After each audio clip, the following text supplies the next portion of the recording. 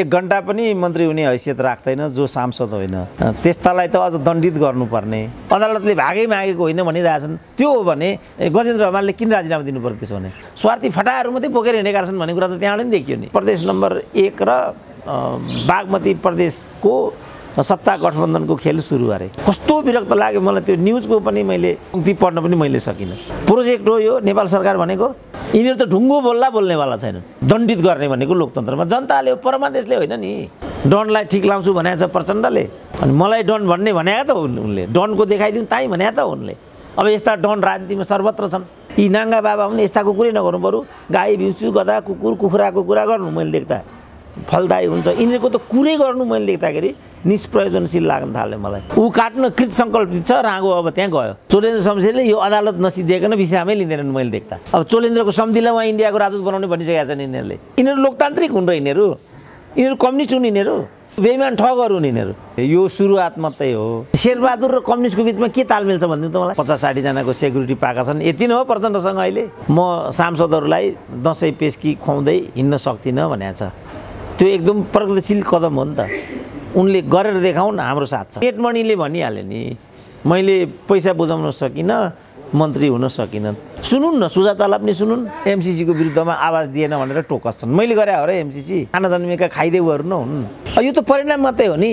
नरहरि आचार्यले यसको जिम्मेवारी लिनुपर्छ। यी त नाङ्गा बाबा हुन् नि यिनीहरू लाजुन्छ र भने माल भनेपछि अलिकति माथिल्ले कुलको भयो लज्जाबोध भयो होला। चोलेन्द्रलाई अदालत नै पस्न दिन्न भन्न थाले यिनी अन्टसन्ट भन्दै हिँड्ने कुरा होइन नि। तुक छैन भने किन राजीनामा दिएको त उनले फेरि कति विरक्त लाग्छ। आज कृष्णगोपाल र रामकुमारीमा के फरक छ मलाई भन्नु त यो फरक छ भनेर। प्रचण्डको पनि लेभल त्यही हो। अब चित्त नबुझी छोडेर गए त्यही हो त।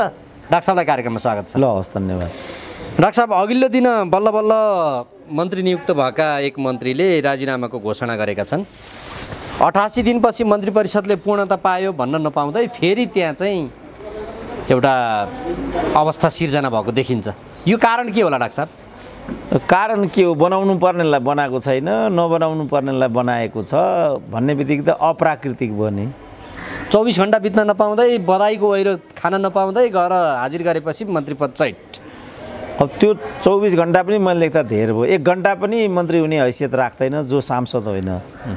त्यो चाहिँ एकदम संविधान विरुद्ध संविधानवादको विरुद्ध जो हरकत गरिराखेका छन् त्यस्तालाई त अझ दण्डित गर्नुपर्ने। अब राजीनामा मात्रै मैले लेख्दा पर्याप्त हुँदैन।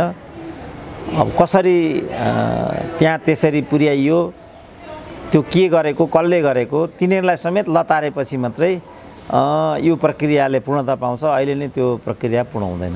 काङ्ग्रेस मैले जेलनेल भोगेको छु काङ्ग्रेसको कोटाबाट भनेर सरकारले प्रोटेक्सन गर्दै थियो। उहाँले हठात किन राजीनामा घोषणा गर्नुभयो? होइन उहाँ त अलिकति कुलको छोरो हो। हमाल भनेपछि अलिकति माथिल्ले कुलको भयो लज्जाबोध भयो होला। फेरि जसले उनलाई बनायो उनकै सिंहासन डगमगाउन थालेपछि चोलेन्द्रलाई अदालत नै पस्न दिन्न भन्न थाले यिनै हिजो यो प्रतिगमनको कुरा गर्ने वकिलहरू। अब तिनै वकिलको आधारमा चोलेन्द्र शमशेरले जागिर खाएको। अब तिनै वकिलले चाहिँ तिमीलाई यहाँ पस्नै दिन्नौ भनिसकेपछि अनि कसरी जागिर खानु त? उनले जागिर खाने अवस्थै भएन। त्यसपछि जसको कारणले आफू मन्त्री भइएको छ उसैको जागिर डगमाउन थाल्यो भने त त्यो निरीह मान्छे त्यहाँ मन्त्री भइरहन कसरी सम्भव हुन्छ र? अलिकति मानवीय संवेदना चाहिँ भएकै मान्छे रहेछ। यदि उनले राजीनामाको निर्णय गरेको हो भने त्यो निर्णय उपयुक्त समयमा आइराखेको छ। तर चोलेन्द्र शमशेरलाई चाहिँ सर्वोच्चमा प्रधान न्यायाधीश भइरहने अधिकार छैन। उनको राजीनामा पछि मात्रै यो प्रक्रियाले पूर्णता पाउँछ। अब हमालको राजीनामाले त्यो सुरुवात मात्रै गर्छ त्यो पूर्ण हुँदैन। हो डाक्टर साहब यहीँनिर पुरा अब जसले नियुक्त गर्यो उसको सिंहासन डगमगाउन थाले पछाडि नियुक्त खाएको व्यक्तिले राजीनामा घोषणा गर्यो। नियुक्त खाने व्यक्तिले त चलखेल गरे होइन नियुक्त गराउने व्यक्तिले चलखेल गरेको हो भनेपछि डाक्टर साहब प्रश्न त जसले दिन पर्ने त्यसले पो राजीनामातिर त्यता पो मोडिनु भयो होइन? भनिसकेँ नि मैले यो सुरुवात मात्रै हो। अब यसको पूर्णता त्यो बेला हुन्छ जब चोलेन्द्र शमशेरले जस्तो भनौँ न केपी ओलीकै भनौँ न केपी ओलीको कुरा स्वैच्छाचारितासँग नसम्बन्धित थियो कुनै प्रतिगमनसँग सम्बन्धित त थिएन। तर उनीहरूले चाहिँ प्रतिगमनै हो भन्ने कुरा पुष्टि गर्न खोजे लगभग। र जो हिजो कान्तिपुरको ब्यानर न्युजमा जो 4-5 जना पूर्व प्रधान न्यायाधीश र बारका अध्यक्षहरूको चाहिँ तस्बिरसहितको यसबारेको प्रतिक्रिया थियो, तिनीहरूले पनि यसको जिम्मेवारी लिनुपर्छ। अन्टसन्ट भन्दै हिँड्ने कुरा होइन नि।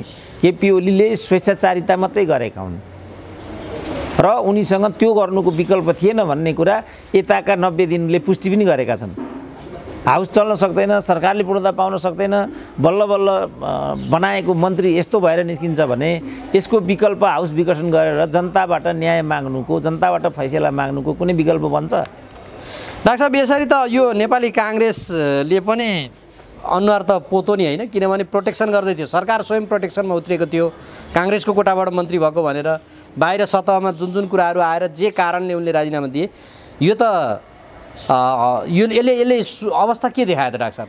अनि यसले त नेपाली काङ्ग्रेस त अब नाङ्गो नै हो। प्रचण्डले कसरी समाजमा अनुहार देखाउँछन् त्यो मात्रै विषय हो। प्रचण्डले त हिजो भर्खरै चितवनमा गएर के भने गठबन्धन भत्कने ठुलो दुर्घटना, अब टरो बल्ल मन्त्री परिषदले पूर्णता पाए भन्दै थिए, फेरि एकजना मन्त्री खुस्किहाले।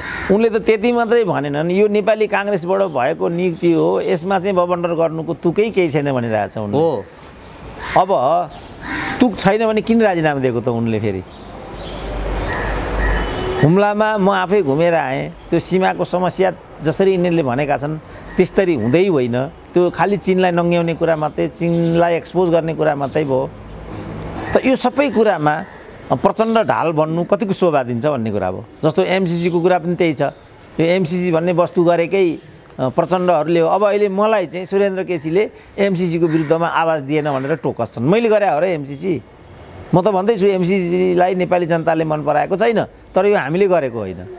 जसले गरेको उसकै चाहिँ मानो खाएर सुरेन्द्र केसीले एमसिसीको विरोध गरेन भन्दै हिँड्नु कतिको सुहाउँछ मैले यो भनेको? होइन डाक्टर साहब, त्यो त विरोध त अब स्वविवेकले व्यक्तिले गर्ने कुराहरू भयो, विरोध समर्थन त्यता रहेन। मुख्य कुरो यो राजनीति के भएको, जस्तो मुख्यमन्त्री बन्छन्, यसो चाहिँ अब बधाई थापौँ केही न केही यसो मन्त्रालय बुझ्दै मुख्यमन्त्री चैट एक ठाउँ होइन 2 ठाउँतिर, अर्को मन्त्री बन्छ, मन्त्री भनेको 24 घण्टाभित्र मन्त्री चट, अर्को फेरि यहाँ चाहिँ मन्त्री पद उसलाई किन मन्त्री नबनाएको भनेर यहाँ विरोधमा उत्रिरहेका छन्। जस्तो यो चाहिँ प्रदीप यादवलाई मन्त्री नबनाएको भनेर उपेन्द्र यादव विरुद्ध कार्यकर्ताहरू नारा जुलुसमा उत्रिएका छन्। मेटमणि चौधरीको त आफ्नै कुण्ठा छ बिचरा। यो के भएको डाक्टर साहब राजनीति? होइन, अब राजनीति जब पदमा केन्द्रित हुन्छ भने अर्थ के हुन्छ र? जस्तो एउटा भोको मान्छेलाई उसको गन्तव्य त एक प्लेट भात हो नि त। तपाईँ भोकाएको बेला जन्तीमा पार्टीमा कहीँ गएर तपाईँ लाइनमा लाग्नुहोस्, तपाईँलाई खानामा कत्रो व्यग्रता हुन्छ, ती भागदौड मचिँदैन? यी त त्यस्तै खालका खाना जन्मिएका खाइदेऊहरू न हुन्। भात खरौले भात खान पाएन भने अनि जन्तीको घरै आगो लाउँदैन भने भोकले मर्न आँटेको हुन्छ, 4 घन्टा हिँडेर आएको हुन्छ ऊ, अनि भतेरमा बस्छ भात खानको लागि, अनि आफ्नो भागमा आउने बेलामा चाहिँ भाँडामा मासु सक्यो, भात सक्यो भन्दैपछि अनि उसले थाल फुटाउँदैन? त्यही भएको हो यो। प्रधानमन्त्रीले किनभने नेपाली काङ्ग्रेसले आफै नै कोटाबाट ल्याएको भनेको छ, स्वीकृति गर्ने सम्भावना रहन्छ रहँदैन डाक्टर साहब राजीनामा? स्वतः स्वीकृति हुन्छ नि, किनभने उनले स्वीकृति गरे। सांसदबाट पनि फेरि राजीनामा दिउँ, फेरि केही दिनपछि फिर्ता लिउँ, त्यो बबन्ड बिचमा अलिअलि चलखेल हुने यस्तो भएको भएर मैले यो भनेको डाक्टर साहब। होइन, त्यो हुन सक्ने भयो, तर फिर्ता लिउँ मात्रै भएन नि। आफूलाई मनपर्दोको भयो भने त फिर्तै नलिने पनि त हुन्छ नि। 14 जनाको कुरा त्यही हो। त्यसले गर्दा हाउस अहिले अवरुद्ध भइराखेको छ। त्यसकारण हामीले सुरुदेखि के भनेको भने राजनीतिलाई चाहिँ स्वार्थले नचलाउँ न, राजनीतिलाई प्रशासनिक तरिकाले प्रयोग नगरौँ न। राजनीतिलाई त राजनीतिक रूपले प्रयोग गर्नु पर्यो। राजनीति भनेको त नैतिकता, सदाचार, जवाफदेहिता, जिम्मेवारी, जनसेवा, यो हो नि त राजनीति भनेको। अब त्यो नैतिकता, सदाचार, जिम्मेवारी यी सबै त अहिले न्यायालयले धरि कुल्चियो भन्ने कुराहरू आएको छ डाक्टर साहब। त्यो गौण कुरा भयो। कस्ता मान्छे त्यहाँ न्यायाधीश बनाइयो भन्ने कुरा प्रधान, मैले हिजोदेखि भनेको होइन, यो सर्वोच्च अदालत भन्ने यसलाई अहिले न्यायालय भन्नुकै कुनै अर्थ छैन। तर यसको सम्पूर्ण जिम्मेवारी नेपाली काङ्ग्रेसले लिनुपर्छ। किन चोलेन्द्र शमशेरलाई तिनीहरूले नियुक्ति गरेको? अहिले चित्रबहादुर केसीको पुरानो त्यो अन्तर्वार्ता भाइरल भइराखेको छ। उनले चोलेन्द्रलाई नबनाऊ भनेर 21 दिन सङ्घर्ष गरेको रहेछ। अन्त्यमा एमालेकै, अहिले जो एमाले नै कोपमा पर्यो चोलेन्द्र शमशेरले गर्दा, तिनै एमालेहरूले त्यहाँ के भनेको छ, ती एमाले भनेको राजेन्द्र पाण्डे, सुरेन्द्र पाण्डे, भीम रावल, माओवादी भनेको वर्षमान पुन, टोपबहादुर रायमाझी र गिरिराजमणि पोखरेलहरू हुन्। उनीहरूसँग चाहिँ चित्रबहादुर केसीको द्वन्द्व पर्यो, यो मान्छे गलत छ, यो घुसिया हो, भ्रष्ट हो, यसलाई न्यायाधीश बनायो भने भोलि प्रधान न्यायाधीश पनि हुन्छ, यसले राजनीतिलाई नै यसले विषाक्त बनाइदिन्छ, यो गल्ती नगरौँ भनेर सुनवाई समितिमा चित्रबहादुर केसीले 21 दिन प्रतिरोध गरेको रहेछ। त्यसपछि टोपबहादुरले भनेछन्, दाइ हजुरले भनेको कुरा त सही हो, तर प्रचण्ड र अरू नेताहरूले बालुवाटारमा भाग बुझिसकेका छन्, अब चोलेन्द्रको नियुक्तिलाई कसैले रोक्न सकिँदैन। अब फल भोग्छ नि थाङ्नाहरू। यो त परिणाम मात्रै हो नि। चोलेन्द्र जस्तो अहिले हामीले यो राजीनामा दिनेवालाको कुरा गऱ्यौँ होइन, उनको त के दोष छ, बनाउनेले जिम्मेवारी। त्यसो भने चोलेन्द्रको के दोष छ, बनाउनेले जिम्मेवारी लिनु पर्यो। नरहरि आचार्यले यसको जिम्मेवारी लिनुपर्छ। उनी कानुन मन्त्री हुँदा यिनलाई चाहिँ सर्वोच्चमा लगिएको छ। लाँदा पनि यसरी लगिएको छ कि को पछि को प्रधान न्यायाधीश हुने भन्ने क्यालकुलेसन पनि मिलाउँदै मिलाउँदै मिलाउँदै मिलाउँदै अनि चोलेन्द्र शमशेरलाई त्यहाँ लगिएको छ। त्यही बेला चित्रबहादुर केसीले प्रतिरोध गरेका छन्। अब लगेका कसले त भन्दा यिनै एमाले, यिनै माओवादी, काङ्ग्रेसले त सिफारिस गरेकै भइगयो। अब अहिले यहाँ फटफटाएर हुन्छ। डाक्टर साहब, त्यसो भने यो नेपालको राजनीतिक दलहरूले जस्तो यो पावर ब्यालेन्समा, शक्ति पृथकीकरणमा कुनै एउटा शक्तिले स्वेच्छाचारिता देखायो भने अर्को शक्तिले त्यसलाई कन्ट्रोल गर्न सक्ने अधिकार रहन्छ।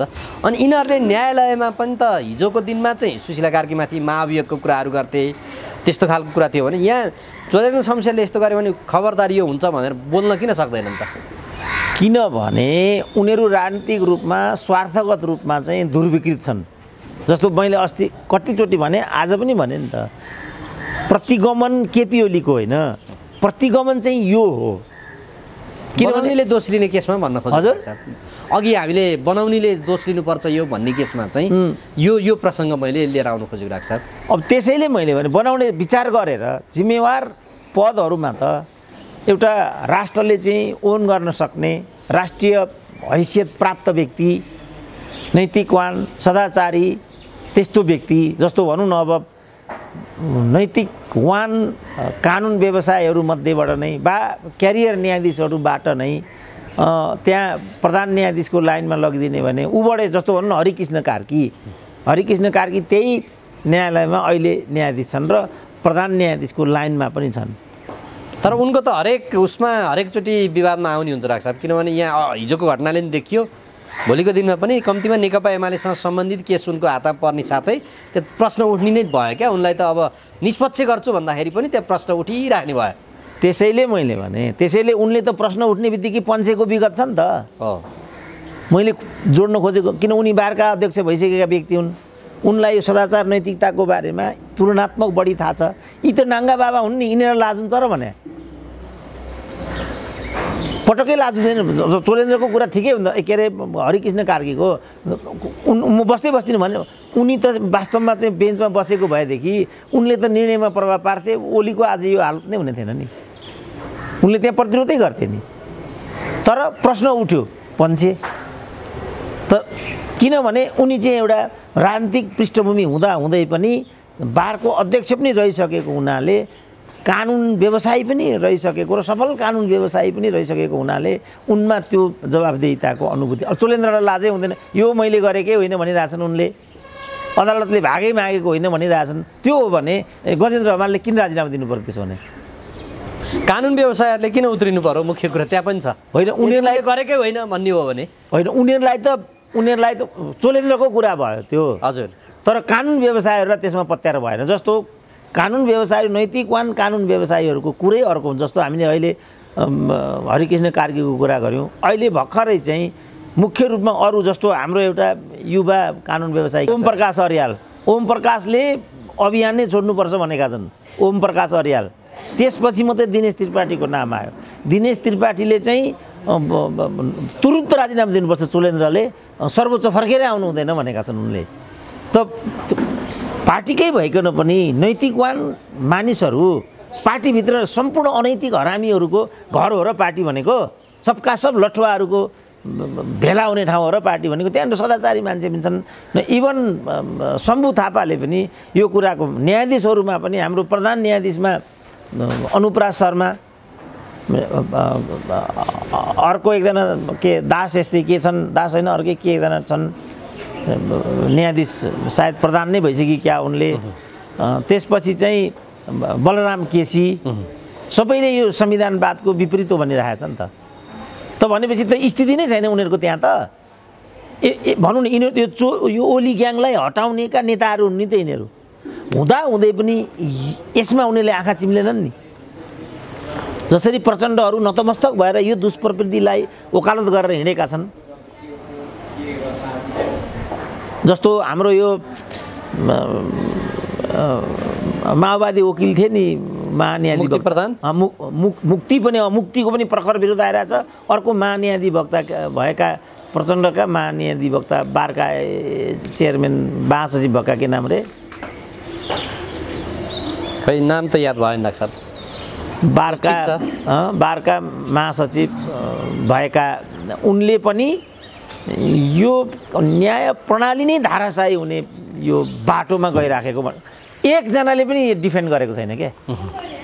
बरु यो एमालेवाला वकिलहरू किन मुर्जाएका छन्, मैले उनको सायद के धेरै मान्छे यो माधव नेपालसँग जोडिएका छन् कानुन क्षेत्रका चाहिँ। केपी ओलीले चाहिँ यस्तै खालका स्वाइदा बसाहरूलाई मात्रै बोकेर हिँडेको थिए कि क्या हो, त्यो राष्ट्रिय एउटा हैसियतको त्यो कानुन व्यवसाय त्यहाँ देखिँदैन। त्यसकारण खडे होला पनि। अब केपी ओलीकै केसमा त विपरीत विचारका विष्णु भट्टराई भने पनि, सुरेन्द्र भण्डारी भने पनि, बालकृष्ण नेउपाने भने पनि उनीहरूले त्यहाँ त पैरवी गरेका थिए नि। केही नाङ्गाबुङ्गा र स्वार्थी फटाहरू मात्रै बोकेर हिँडेका छन् भन्ने कुरा त त्यहाँबाट पनि देखियो नि। सबैलाई न्यायाधीश हुनु हतार छ, सबैलाई पद हत्याउन हतार छ, पार्टीलाई, विचारलाई, नेतृत्वलाई बचाउ गर्न त कसैलाई पनि बितेको छैन नि त। त्यस्तो स्वार्थीहरूको ग्याङ लिएर हिँडेको हुनाले नै आज केपी ओलीको यो अवस्था भइराखेको छ। तर के भने दिनेश त्रिपाठीहरूले त खुल्लम खुल्ला यो चोलेन्द्र शमशेरको हरकतको विरुद्धमा त बगावत गरेका छन्। त त्यो कारणले गर्दाखेरि चाहिँ अब त्राहिमामको स्थिति भएछ। तर यिनीहरूलाई अझै यिनीहरूलाई चाहिँ म यिनीहरूप्रति मेरो त्यत्रो ठुलो उच्च एउटा प्रशंसा छैन, किनभने हिजैबाट गल्ती भएको छ यो। यिनीहरूले यसरी नै अदालत भागभन्डा गरेर हत्याउने, अन्य पदहरूमा चाहिँ मिलीभगत गर्ने, बिचौलियाको काम गर्ने, अनि पद चाहिँ हत्याउने लामो एउटा श्रृङ्खला छ। हामीले चाहिँ लोकतन्त्रमा त लोकतान्त्रिक आचरण पो दिनुपर्छ त। रमन श्रेष्ठ, त्यो अघि मैले भनेको कानुन व्यवसायीको नाम, एकजना पनि स्थापित कानुन व्यवसायीले यो केसमा चोलेन्द्र शमशेरको बचाउ गर्न खोजिराखेको छैन। त्यही त डाक्टर साहब, अब यहाँ यो सबै गर्दाखेरि यो अघिकै प्रश्न फेरि दोहोरिन सक्छ। अब चोलेन्द्र शमशेरले के गर्नुपर्छ त? नैतिकता देखाउनु पर्छ वा पर्दैन होला? हामीले चाहिँ के भन्न सक्छौँ? त्यो त फुलपातीमा पर्सेको राँगालाई कसाईले बचाउनु पर्छ कि काट्नुपर्छ होला त भनेर हुन्छ? ऊ काट्न कृत सङ्कल्पित छ, राँगो अब त्यहाँ गयो। चोलेन्द्र शमशेरले यो अदालत नसिद्धिएकन विश्रामै लिँदैनन् मैले देख्दा।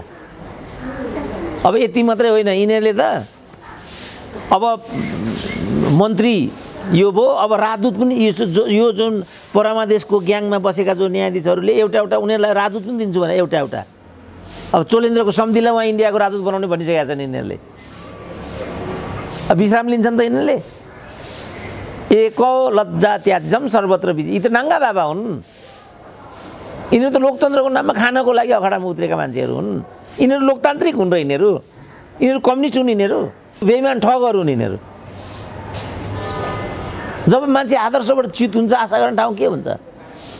राँगो छटपटिँदैमा कसैले काट्न रोक्छ? दिल्लीमा मलाई एउटा काम गर्ने मान्छे के मेरो यताउता सघाउने एकजना महिला आएकी थिइन्। यताउता कुरा गर्दा घोडी अगर घाँस से सम्झौता गरेगी तो खाएगी क्या भनेर भन्थे क्या। अब घोडाले घाँससँग सम्झौता गर्यो भने अनि कसरी टाँगा तान्ने त? यिनीहरू त्यस्तै हुन्। भनेपछि आगामी दिनमा अबको दिनमा, किनभने यो त अब विवाद सतहमा आयो, छताछुल्ल भयो, यी समग्र परिदृश्यले आगामी दिनमा तपाईले भन्नुभयो जस्तै सम्झौता गर्दै अगाडि बढ्छन्। यहाँ चाहिँ अब विरोध गर्ने विरोध गरिराख्छन्, काम गर्नेले काम गरिराख्छन्, खानेले खाइराख्छन्। डाक्टर साहब, त्यो त गौण कुरा भयो, खाइराखेको छ। वाइट बडीको के भयो, 38 क्विन्टलको के भयो, 33 केजीको के भयो, बालवाटार के भयो, त्यो त केटाकेटी कुरा सिद्धिहाल्यो। मुख्य कुरा चाहिँ के भने यसको हिसाब जनता गरेर बसेको छ र यिनीहरू दण्डित हुन्छन्, केपीको पुनरुदय हुन्छ। त्यसकारण मैले भने हामीले भनिराखेको चाहिँ केपीको मतियारी होइन, यो चाहिँ केपीको मतियारी हो म भन्थेँ नि। अब यो जम्मै कुराबाट त केपीले के भन्न पायो भने देख्यौ त। अब भनौँ न माधव कुमार नेपालले आफ्नै पार्टीलाई चाहिँ तोडेर अब प्रतिस्पर्धीसँग गएर गठबन्धन गरेर अनि मैले विद्रोह गरेको भन्दै हिँड्नु र पढे लेखेका मान्छेले समेत त्यसमा चाहिँ हामा मिलाउनु, त्यो कुनै राजनीतिक एउटा जीवन पद्धतिभित्रको कुरा हो त्यो? कम्युनिस्ट आन्दोलन आदर्शबाट चाहिँ च्युत भए केपी शर्मा ओली भनेर 2 दिन अगाडि भाषण गरेका छन् माधव नेपालले। हो त भने नि, त्यो पार्टीलाई केपी ओली जस्तासुकै हुन्न, भए पनि नेकपा एमालेका संसदीय दलका नेताको हैसियतले प्रधानमन्त्री व्यक्ति होइनन्। अनि शेरबहादुर र कम्युनिस्टको बिचमा के तालमेल छ भनिदिनु त मलाई? सत्ता गठबन्धन होइन, सैद्धान्तिक दृष्टिकोणले उनीहरूको दूरी कहाँ छ त भने नि? दूरी त एक ठाउँमा रहेन डाक्टर। केपी ओलीसँग त उनीहरूको आन्तरिक प्रतिस्पर्धा मात्रै हो, अन्तरसङ्घर्ष त्यो त हुन्छ नि पार्टीमा। पुष्पलाललाई नै भनौँ न, 6 सालमा पुष्पलालले पार्टी स्थापना गरेन कम्युनिस्ट पार्टी, उनलाई 8 सालमा निकालियो। पेलेको पेलै ठेलेको ठेलै, पेलेको पेलै ठेलेको ठेलै, 25 सालसम्म पर्खेनन् उनले। 25 सालमा चाहिँ कम्युनिस्ट आन्दोलनै समाप्त पार्ने निदो भइसकेपछि बल्ल उनले गोरखपुरबाट चाहिँ आफ्नो लाइक माइन्डेडहरूलाई लिएर चाहिँ कम्युनिस्ट आन्दोलनको चाहिँ पुनर्गठन सुरुवात गरे। 6 देखि 25 भने चाहिँ कति भयो? 17, 18, 19 वर्ष त उनले, 17 वर्ष जति त उनले। अब यहाँ कम्युनिस्ट आन्दोलनको नाममा माओवादलाई हाँकिरहेका प्रचण्डले हिजै भर्खरै चितवनमा पुगेर अब केपी शर्मा ओलीले अझै बढी चाहिँ नि केही गर्न खोजे भने राजनीतिबाटै फालिदिन्छु भनेर भाषण गरेका छन् लाग्छ। फाल्छन् कि क्या हो? त्यो त उनले फालेर फालिँदैन, किनभने फाल्ने कि नफाल्ने भन्ने कुरा राजाका पालामा राजाले निदो गर्थे, लोकतन्त्रमा जनताले निदो गर्ने हुन्। अब श्रृङ्खला हेर्ने भने फालिएका उनी छन्।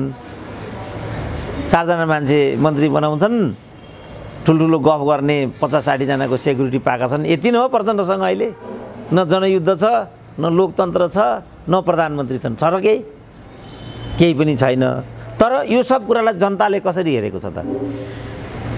त्यसकारण मैले यिनीहरूलाई जम्मैलाई के भनेको छु भने हिजो माधव कुमारको पनि मैले एउटा देखेँ, केपी ओलीको 10 सिट आयो भने म सन्यास लिन्छु भनेर। विरोध खतिवडाले पनि यही भनेको छ, रामकुमारीले पनि यही भनेको छ, प्रचण्ड यस्तो भन्दै हिँड्दैछन्, विप्लवले पनि के गर्छु भनेर हिँड्छन्। मेरो चाहिँ उनीहरूलाई के भनाइ छ भने जस्तो यो अहिलेको अर्थमन्त्रीले पनि जनार्दनले पनि देश चाहिँ टाँट पल्टेको बेला म सांसदहरूलाई दसैँ पेस्की खुवाउँदै हिँड्न सक्दिनँ भनेको छ। त्यो एकदम प्रगतिशील कदम हो नि त, उनले गरेर देखाउन्, हाम्रो साथ छ।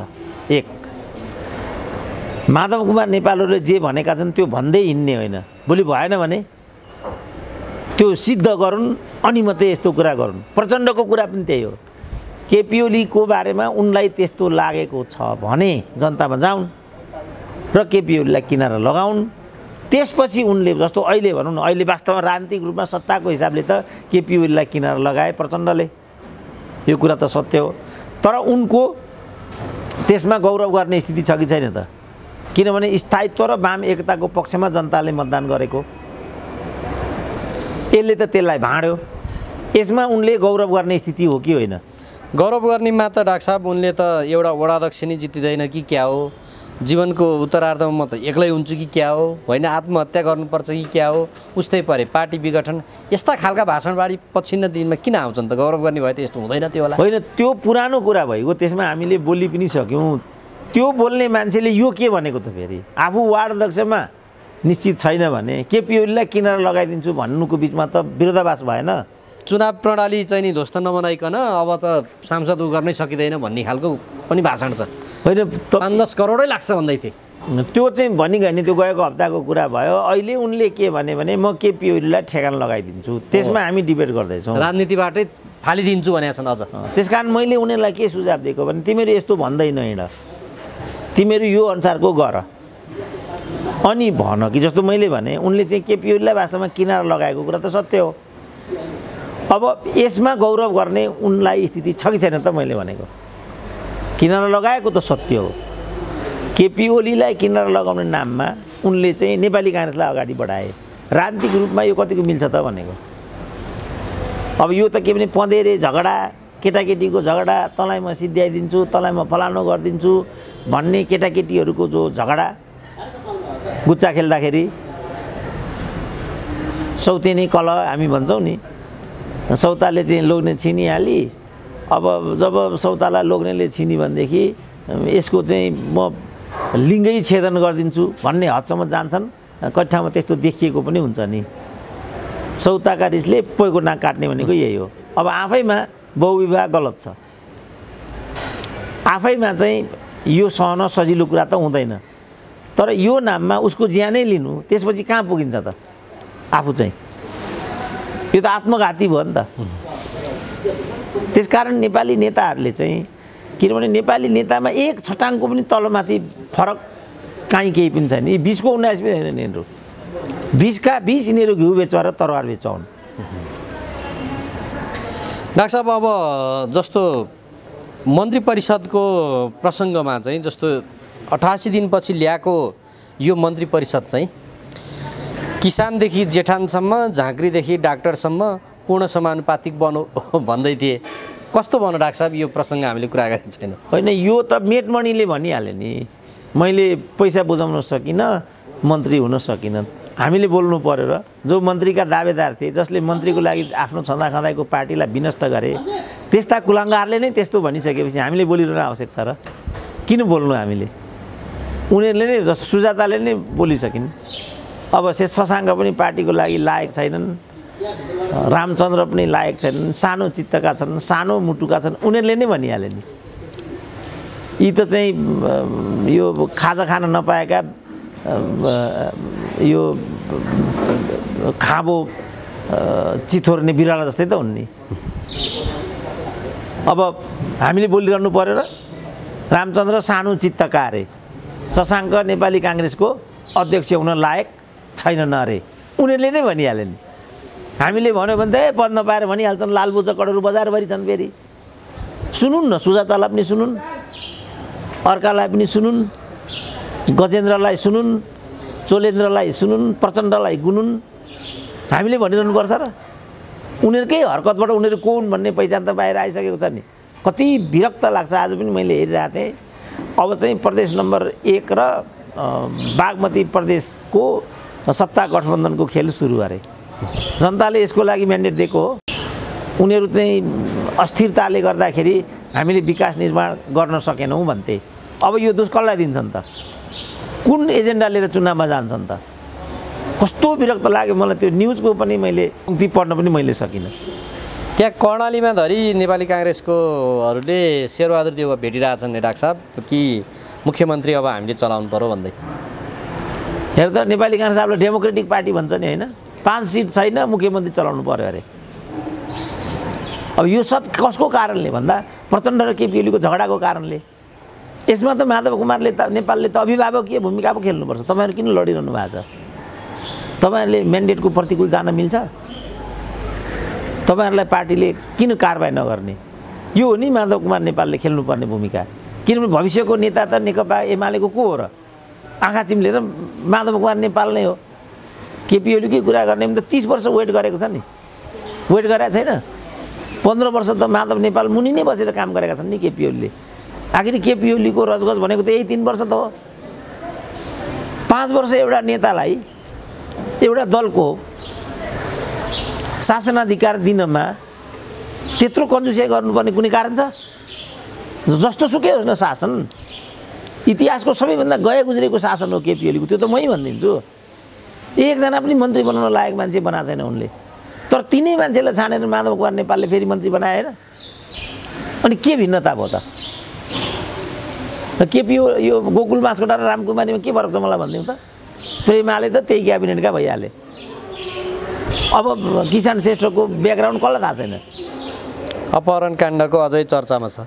अनि के भिन्नै भयो त अनि यहाँ कृष्ण गोपाल र रामकुमारीमा के फरक छ मलाई भन्नु त यो फरक छ भनेर अनि के फरक भयो त यहाँ त्यही एउटा विरोध कतिवटा बिचारा केपी ओलीको पनि त्यो प्रदीप गेवाली त मन्त्री भन्न लायक के थिएन त्यो एकजना त त्यत्रो विवाद पनि हामीले सुनेनौँ तिनलाई पनि निकालेर छोडे केपी ओलीले त केपी ओलीको शासन गलत थियो भन्ने कुरा त किन नियन्त्रित बोलिदिनु पर्यो र खुल्लमखुल्ला बोले भइगयो नि तर केपी ओलीलाई प्रधानमन्त्री बनाएको त हामीले होइन नि पार्टी अध्यक्ष बनाएको त हामीले हो होइन उनीहरूले नै संसदीय दलको नेता चुन्ने अथवा पार्टी चुन्ने भने त उनीहरूकै क्याडरहरूले हो नि रामकुमारी झाँक्री नपढेको फलानु गरेको यस्तो चाउचस्की त्यसो भने त्यो चाउचस्कीलाई किन नेता बनाएको त्यसो भने 20औं वर्ष उनीहरूले नै मत दिएर बनाएको होइन त्यो हामीले बनाएको त्यस कारणले विधिको शासन भने के हो विधिको शासन भनेको आवधिक निर्वाचनसँग सम्बन्धित होइन आवधिक निर्वाचन भनेको आवधिक अध्यक्ष पनि होइन त्यसो भने संसदीय दलबाट चाहिँ छुट्टी गर्दै भइगयो त्यो हो नि त विधि त अब न्यायालयलाई यतिको विवादमा तानेपछि यो खास गरी प्रचण्ड माधव समूहले पटक पटक उठाएको विधि लोकतन्त्र यस्तो यो समग्र कानुनी राज यी सबैलाई अहिले भाडमा हाले नि डाक्टर साहब खोइ त भनेको यो गजेन्द्र हमाल भनेको कुन विधिबाट एमपी भयो त सांसद हुनु नि होइन प्रोजेक्ट हो यो नेपाल सरकार भनेको सूर्यबहादुर थापाले समेत यसलाई चाहिँ यस्तो शैलीलाई प्रोजेक्ट भन्थे र यो धन्दा गरेको थियो ठ्याक्कै माधव कुमार नेपालले यसरी नै नन पार्लियामेन्टेरियनलाई 6 महिनाको लागि मन्त्री बनाउने गरेकै यिनी माधव नेपालले हो हाउस 56 दिन अवरोध गर्ने यिनी माधव नेपाल होइनन् 6 महिनाको मन्त्री बनाउने यिनी माधव नेपाल होइनन् माधव नेपाल त डाक्टर साहब जनताले म्यान्डेट दिएर तपाईँ चाहिँ अब नजानुस् भनेर 2 ठाउँबाट चुनाव अनि उनी प्रधानमन्त्री होइन प्रधानमन्त्री बने नि अनि त्यो विधिको शासनको कुरा गर्ने प्रचण्डले नै होइन उनलाई चाहिँ सांसद बनाएको के हो विधिको शासन भने यी नाङ्गा बाबा पनि यस्ताको कुरै नगर्नु बरु गाई बिउँसु गधा कुकुर कुखुराको कुरा गर्नु मैले देख्दा फलदायी हुन्छ यिनीहरूको त कुरै गर्नु मैले देख्दाखेरि निष्प्रयोजनशील लाग्न थाल्यो मलाई त्यसो हो भने हिजोको दिनमा यो नागरिक समाज जसलाई भनिन्छ उत्रिन्थे कहिले बालुवाटारमा जान्थे पानीका फोहरा पनि खान्थे त्यो नागरिक समाज यो नाङ्गो रूप चाहिँ नि यसरी राजनीतिक दलहरूले र सरकारले देखाउँदाखेरि किन चुप बस्छ त किनभने नेपालमा 2-3टा कुरा छैनन् एउटा बौद्धिक छैन मिडिया छैन नागरिक समाज छैन त्यसपछि यस्तो हुन्छ पहिला ऊ नागरिक समाज हुनु पर्यो नि त नागरिक समाज हुन्छ तिनीहरू पार्टीको कार्यकर्ता पनि नागरिक समाज हुन्छ पार्टीको कार्यकर्ता न्यायाधीश हुन्छ पार्टीको कार्यकर्ता मिडिया हुन्छ भनेपछि यो केपी शर्मा ओलीको पार्टीको मात्रै कार्यकर्ताहरू नागरिक समाजमा रहन्छन् डाक्टर साहब उनले कम संरक्षित गरेको रहेछ भन्ने देखियो किनभने अधिकांश मानिसहरू माधव कुमार नेपाल र अन्य पार्टीसँग भन्ने देखियो जस्तो माओवादीको त त्यही अवस्था हो हिजोदेखि त्यही कारण उसले सर्वोच्चमा एउटालाई पनि न्यायाधीश बनाउन सकेन त्यही कारण त सर्वोच्चमा उसको अहिले एउटा पनि न्यायाधीश छैन नि अब अहिले बार चाहिँ माओवादीको पकडमा भएको हुनाले बारले यहाँ भूमिका खेलिरहेको छैन नि किनभने प्रचण्डको लाइन हो यो बार प्रचण्डको लाइनमा छ अहिले त्यसकारण बार आइज के आइज भनिरहेको छ नि ओम प्रकाशहरूले दिनेश त्रिपाठी मुक्ति भनेको त माओवादीकै हुन् नि अर्को रमण भनेको माओवादीकै हुन् नि त आउनु पर्यो कि आउनु पर्यो भनिरहेछन् माओवादीको अफिसियल लाइनको चाहिँ बारको अध्यक्ष भएको हुनाले ऊ आउँदैन अब यस्ता मान्छे कसरी नागरिक समाज हुन्छन् भनेको मैले चाहिँ जस्तो त्यो पहिलो लुगा लाउनेको कुरा आइरहेछ नि त एक शब्द चुइक खगेन्द्र शङ्करलाई चाहिँ एक शब्द चाहिँ निकालेछन् यो जेठु काण्डमा अलिकति चाहिँ बोलिरहेछ अब अरू त थुप्रो त्यो चाहिँ फोहरा खानेहरू केपी ओलीलाई चाहिँ बाँदरको मकैको बाँदर गोठालो बाँदर यो भन्नेहरूको त मुखर आवाज त हामीले सुनिरहेका छैनौँ हामीले हिजोदेखि भनेको यो काम नगरौँ हाम्रो लागि कोही पनि तेरो मेरो हुँदैन नागरिक समाजको बौद्धिकको मिडियाको पनि तेरो मेरो हुन्छ इस्युको आधारमा चाहिँ ओकालत गर्ने हो नागरिक समाज भनेकै त्यही हो नि जस्तो अहिले दिनेश त्रिपाठीको ओम प्रकाशको हामीले कुरा गऱ्यौँ नि दिनेश त्रिपाठी ओम प्रकाशहरू कतिको कुरा गऱ्यौँ जस्तो अब शम्भु थापाकै कुरा आयो बलराम केसीकै कुरा आयो न्यायाधीशहरू त न्यायाधीश भइकन जस्तो अब कल्याण श्रेष्ठ जो यो परिस्थितिका निर्माता हुन् उनी त बोलेका छैनन् नि खोइ त कल्याण श्रेष्ठ अहिले यो सबको पछाडिबाट पर्दा पछाडिबाट खेल्ने पात्र त कल्याण श्रेष्ठ हुन् नि। खोइ त कल्याण श्रेष्ठ, किनभने यिनीहरू चाहिँ अनडेमोक्रेटिक एउटा संस्कारको मान्छेले कहिले पनि त्यो जनताको आवाज बोल्न जान्दो रहेछ क्या। त्यो डेमोक्रेटिक संस्कारबाट आएको चाहिँ जस्तो यो त्रिपाठी भने पनि, यो बलराम भने पनि, अनुपराज भने पनि बोले नि त उनीहरू। यिनीहरू त ढुङ्गो बोल्नेवाला छैनन्।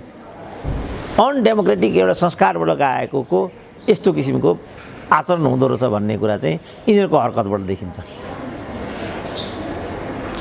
डाक्टर साहब, यो केही दिन अगाडि केपी शर्मा ओलीले मिडिया पनि चुक्यो, मिडियाले पनि खबरदारी गरेन भन्दै डाक्टर साहबले अघि अब भन्न त भनिहाल्नुभयो। मिडिया पनि यी केसहरूमा चुक्दै गएको छन् कि अहिलेको विश्लेषण मिडियाले कसरी गरेको छन् भन्ने देख्नु भएको लाग्छ? राम्रै छ। कान्तिपुरको त ब्यानर रोल नै छ। उसले यो सब दुष्प्रवृत्तिको विरुद्धमा आवाज दिइरहेछ। हिजो केपी ओलीको विरुद्धमा हो कि भने जस्तो देखिन्थ्यो, हामीलाई पनि त्यस्तो लाग्थ्यो। तर अहिले उसले त्यो कुरामा चाहिँ कन्जुस्याइ गरेको म देख्दिनँ।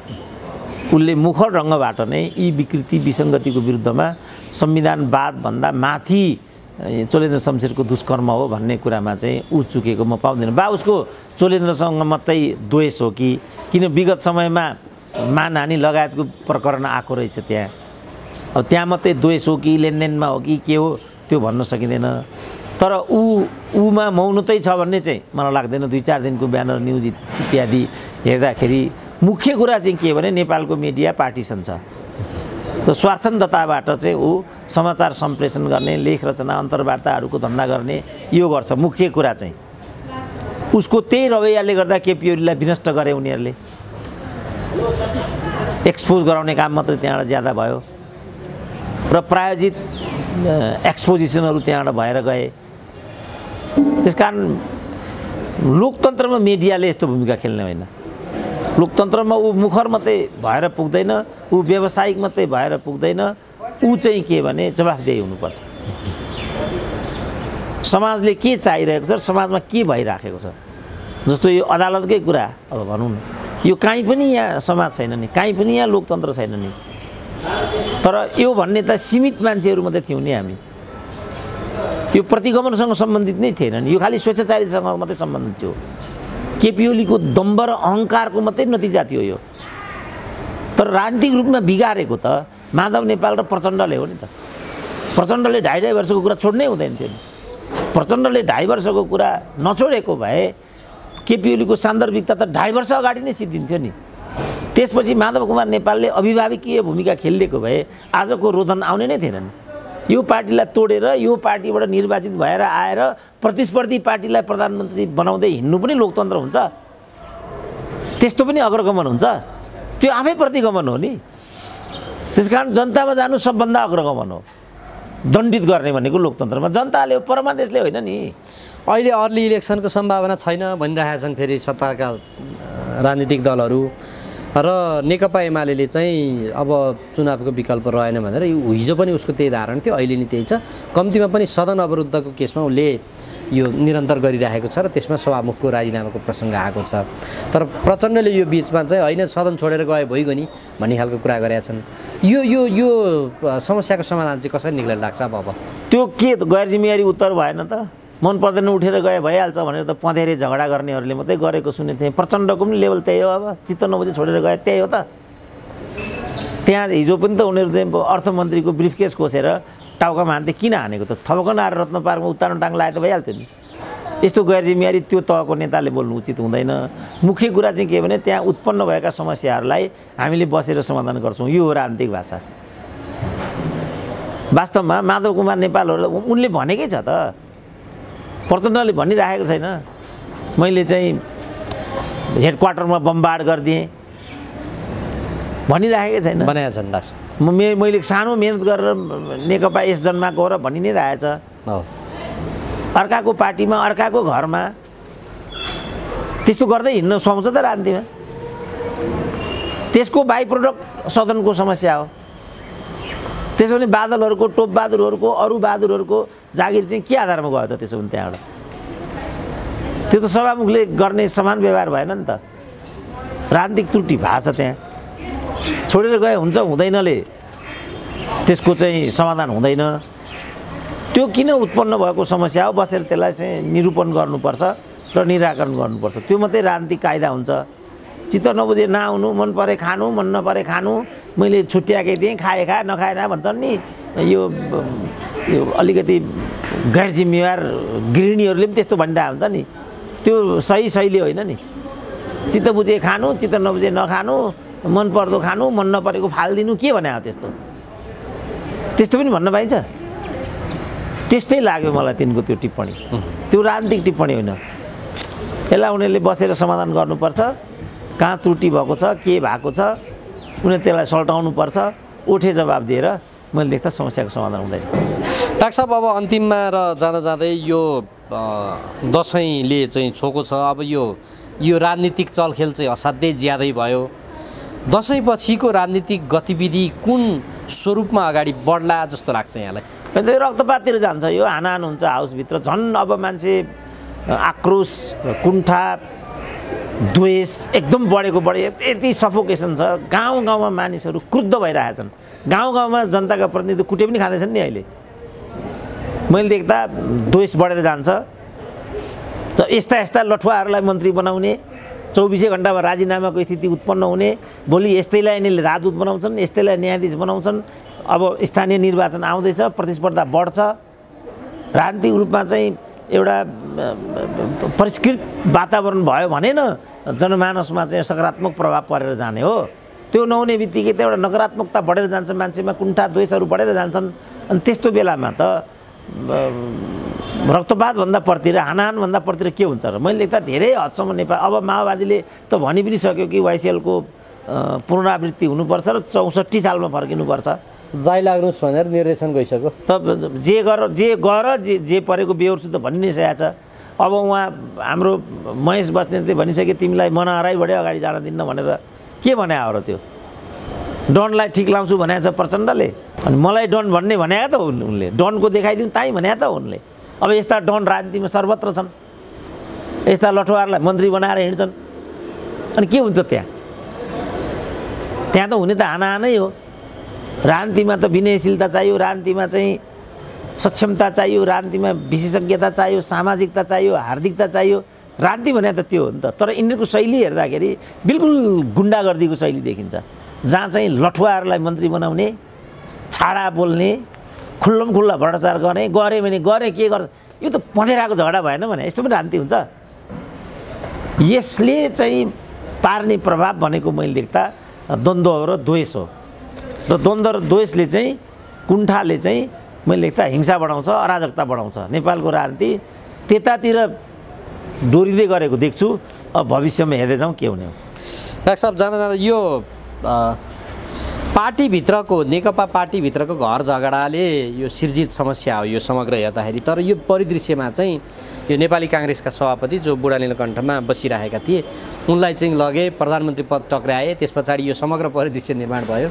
अब यिनले चाहिँ नेपाली काङ्ग्रेसलाई र स्वयं व्यक्तिलाई पनि हिजो जुन असक्षमको बिल्ला भिर्दै थिए र त्यसमा चाहिँ अब 5औँ पटकमा केही न केही सुधार आउँछ र हुन्छ, यो समग्र चाहिँ हिजोका दागहरू चाहिँ मेटिन्छन् भन्ने खालको अपेक्षाहरू गरिरहेका थिए मान्छेहरूले। त्यहाँ चाहिँ अरू दागहरू झन्झन लागेर झन्झन गनाउने अवस्थामा पुर्याउँदै जाने भयो डाक्टर साहब। यो कस्तो हुन्छ भने दाग लागिसकेको, कलङ्क लागिसकेको, एकचोटि स्वास्नी अथवा लोग्ने फेर्ने बानी लागेको मान्छेले त्यो बानी कहिले पनि छोड्दैन। यो डाक्टर उपेन्द्र देवकोटाको छोरी अपहरण गर्ने अपहरणकारी चाहिँ त्योभन्दा पहिला त्यस्तो मुद्दामा परिसकेको र यिनै न्यायाधीशहरूले घुस खुवाएर चाहिँ उन्मुक्ति दिएको अपराधी रहेछ। पछि त्यसले डाक्टर उपेन्द्र देवकोटाको छोरी अपहरण गर्यो। त्यसकारण जो मानिसको आपराधिक मानसिकता हुन्छ, त्यो आपराधिक मानसिकता भएको मान्छेले स्वयंलाई त्यो अपराध मनोवृत्तिबाट उन्मुक्त गर्ने सम्भावना एकदमै कम हुन्छ। अब असक्षम नेताहरू भए ठाउँमा आउँ, असक्षम नेताले दोहोऱ्याएर तेर्याएर मन्त्री प्रधानमन्त्री हुँदा त त्यो असक्षमतालाई त अझ प्रवर्धन पो गर्ने हो। किन असक्षमताबाट नै मन्त्री प्रधानमन्त्री भइँदो रहेछ भन्ने कुरा त स्थापितै छ नि त। जस्तो अपहरणको कुरा, किसान श्रेष्ठको मन्त्री बनाए, कार्बन डाइअक्साइडवालालाई मन्त्री बनाए, रामकुमारीको संस्कार पनि हामीलाई थाहा नभएको होइन, त्यो विधिबाट मन्त्री भइँदो रहेछ भन्ने थाहा पाएपछि त मान्छेले सडकमा मान्छे कुर्दै हिँड्छ नि त भोलि। अब शेरबहादुरले यो विधिबाट नै प्रधानमन्त्री पद हत्याइ आएको विगत छ। जहिले पनि शेरबहादुर प्रधानमन्त्री भएका छन् भने यस्तै अवस्थामा भएका छन्। प्राय निर्वाचित भएर त शेरबहादुरले कहाँ प्रधानमन्त्री जित्या छ र? जस्तो मनमोहनको मध्यावधि पछि पहिलोचोटि यिनी प्रवेश गरे, त्यसपछि 56 सालमा गिरिजाले कृष्णप्रसाद भट्टराईलाई चाहिँ पदच्युत गरिसकेपछिको विकृत राजनीतिक परिदृश्यबाट चाहिँ शेरबहादुरको उदय सुरु भयो। शेरबहादुरको स्वाभाविक रूपमा उदय भएकै छैन नि। पछिल्लो कालमा उनी प्रधानमन्त्री भएका बेला पराजितै भएर अहिलेको नियति बेहोर्दैछन्। अब 60वटा सिट छ, प्रधानमन्त्री भएर हिँडिरहेछन्। 300 को हाउसमा 60 सिट हुने पनि प्रधानमन्त्री हुन्छ। लोकतन्त्रलाई मान्ने हो भने त जनताले त प्रतिपक्षकोमा बस भन्ने म्यान्डेट दिएको होइन। अनि कसरी प्रधानमन्त्री हुन्छन् त शेरबहादुर? सबै कृत्रिम छ। त यो सबलाई प्रयोग गरेर उनी फेरि पार्टीको अध्यक्ष हुनेतिर छन्।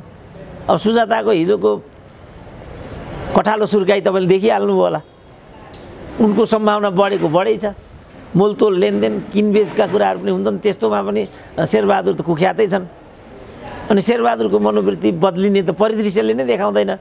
अब बदलियो भने हाम्रो शुभकामना छ, बदलिउन्। तर यो जुन उनको विगत छ, उनी जसरी प्रधानमन्त्री हुने गर्छन् त्यसले उनलाई सुधारको बाटोमा लैजान्छ भन्ने सम्भावना म एकदमै कम देख्छु। अर्को एउटा असक्षमको बिल्ला फेरि भिर्ने भयो त यो राजनीति। सक्षम असक्षम त यस्तो जङ्गली देशमा को सक्षम को असक्षम छोडिदिउँ। खालि एउटा भूमिकामा पुगेको मान्छेले, जस्तो त्यही हाउसभित्र प्रदीप गिरी पनि छन् नि। प्रदीप गिरीले त आफूलाई कहिले पनि नङ्ग्याएका छैनन् नि। त्यसो भने के प्रदीप गिरी चाहिँ विजय गच्छतार भन्दा पनि गए गुज्रेका मान्छे हुन् त?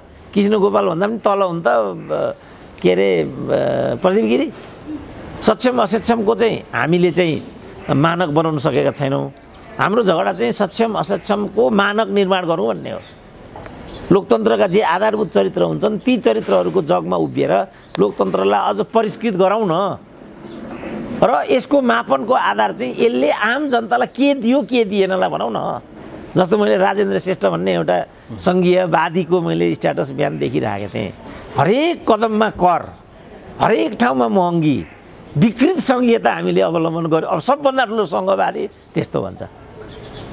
त्यसकारण सङ्घीयताको विरुद्धमा होइन नि मान्छेको अभिमत। सङ्घीयताले जुन परिणामहीन एउटा परिदृश्य खडा गर्यो त्यसपछि सङ्घीयतामाथि त प्रश्न उठ्यो। हामी सङ्घीयताको विरुद्धमा होइन नि, तर सङ्घीयताको नाममा जनतालाई बोझ, जस्तो मैले भने नि, अब यिनीहरूको तलब सुविधा भत्ता इत्यादिमा मात्रै बढीभन्दा बढी, जस्तो यो 10 वर्षमा चाहिँ उनीहरूले यो सवारी साधनमा मात्रै 56 अरब खर्च गरेका छन्। अब यही अनुपातमा यो सवारी साधन चाहिँ तलसम्म गएको छ। त सङ्घीयताले जनतालाई के दियो त? त्यसो भने आम जनतालाई के दियो? सुगमता भयो त? एउटा सानो काम गर्नु पर्यो भने सिंहदरबारै आउनुपर्ने। अहिले धाइराखेका छन् नि डाक्टर साहब, 20 दिनसम्म हिँडेर त्यहाँ न्याय चाहियो भनेर माइतीघर मण्डलमा दैनिक प्रदर्शन गरिरहेछन्। अनि त्यसो भने उखु कृषक पनि 20 दिन हिँडेर पनि अनि सङ्घीयताको प्रयोजनशीलता सिद्धिएन। त्यसपछि सङ्घीयता बदनाम भयो भने जस्तो लोकतन्त्रमा त योग्यताको क्रम भएन, पारदर्शिता भएन, सुशासन भएन भने त लोकतन्त्र त बदनाम हुन्छ नि त। अहिले हामी ठ्याक्कै त्यो बदनामको चरणमा छौँ। यसलाई सुनाम दिन सक्दाखेरि मात्रै नेताको क्षमता सिद्ध हुन्छ, अनि मात्रै ऊ सुध्रेको हो कि होइन भन्ने कुरा। जस्तो भनौँ न 25 जनाको एउटा सीमा राखिदिएको छ संविधानले, नत्र शेरबहादुरले 50 जनाको क्याबिनेट बनाउँथ्यो होला भनेर उनकै साथी एकजना किशोर नेपालको लेख पढेर आउँदैछु म सिधै।